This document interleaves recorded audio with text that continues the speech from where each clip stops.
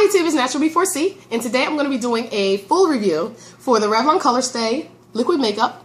Now I've got a lot of questions about this makeup, and I have not done a full review on it. I've mentioned it, I've said I loved it and everything like that, but I haven't gone into too many details. So that is what I'm going to do today. This makeup can be found at drugstores like CVS, Rite Aid, Walgreens, Walmart, Target, pretty much anywhere, places like that. The price is a little steep for drugstore. It's about $9.99 to $13.99. So it's a little high, but it is totally worth it in my opinion.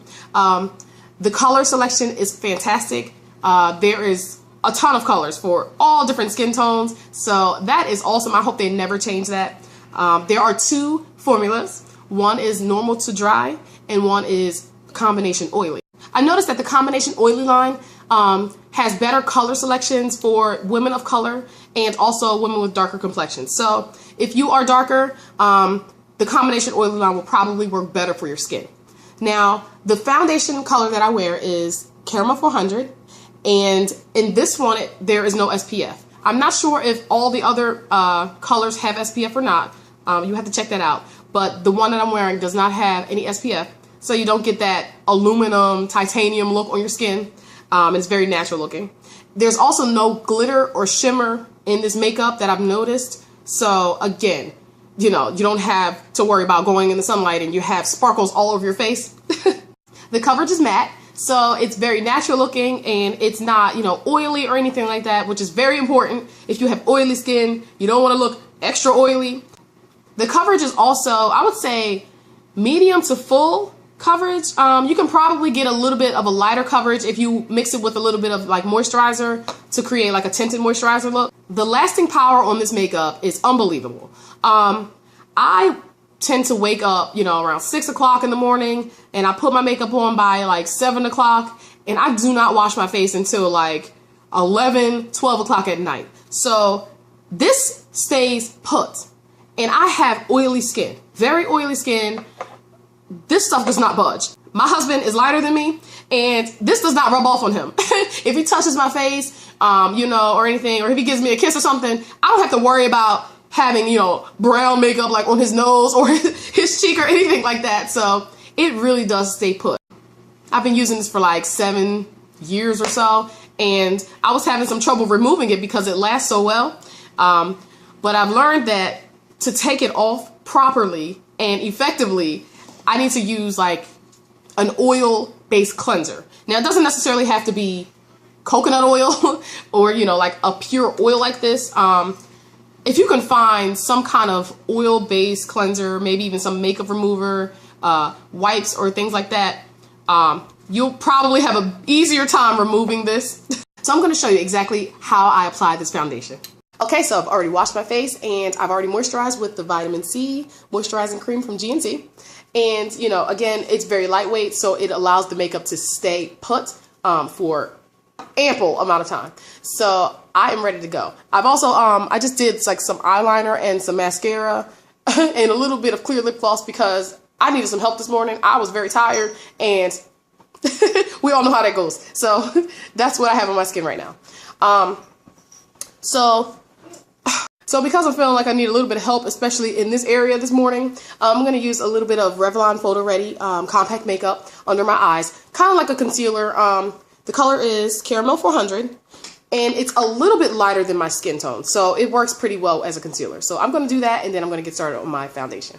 So for this foundation, I like to use a foundation brush. This one's by Eco Tools, and I like to wet my foundation brush a little bit. I have a bowl of water here again.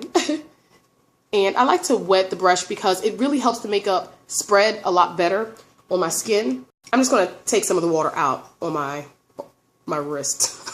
Sorry, it's a little tacky, but it gets the job done. So, all right, so I'm just going to take the makeup and I'm going to shake it up. And I'm going to pour a little bit on the back of my hand.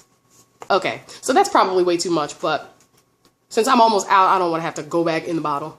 So I'm just going to take the brush. Okay, you can see I have a lot of acne scars over here, and I'm going to lightly drag the makeup out towards the outer parts of my face. So heavier in the middle and lighter on the outsides. Same thing down here. Okay. Take my e.l.f. brush, powder brush, and stipple that in.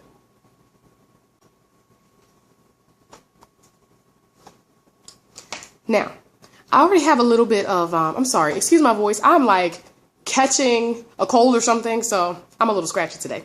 So there's a little bit of makeup left on the brush from this side of my face. And I'm going to just take it and I'm going to run it down the center of my forehead like that, okay? And then I'm going to just drag the rest out.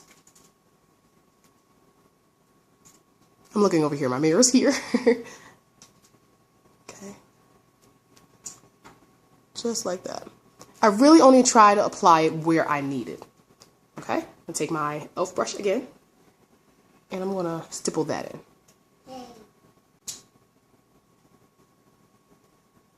Okay?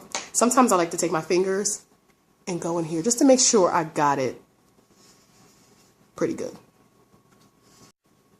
Now, I'm darker around my mouth, but I also have like light spots in here and everything. And there are color correctors that you can use to kind of like even out your skin tone before you do your foundation. But I don't have any, so I try to just make this one shade work. And it does a pretty good job. So the way I do this is, whatever is left on my brush, I just take it and I lightly go in here. Like that. It's like barely anything right there, because I don't want it to be all cakey and things like that, because it is darker around my mouth. And I just take the brush again, okay, and also get in here with my fingers, puff my cheeks out a little bit, just to make sure I'm not, you know, going to have any lines or anything like that. That's not a good look. Okay, and I'm going to do the same thing. I have very little in my brush left from my face, so I'm just going to take that and I'm just going to put a little bit on my nose, okay? So for my chin, because I have very rebellious pores, I don't apply, you know, foundation directly to my chin with a foundation brush. But what I do is I just take whatever is left on my powder brush, which is like nothing, and I just run it over my chin. And it just kind of blends things in a little bit. I get natural looking coverage from this makeup, so that is why I love it so much. I don't have to set it with the powder or anything. It will stay put. The only thing I have to retouch during the day is my under eye area, because I use the Revlon Photo Ready, but the Colorstay is there to stay. So if you have not checked this out, I encourage you to check it out. If you're looking for a foundation that will last you, this might be the one. So I hope this was helpful, and I will see you in another video very soon. Take care.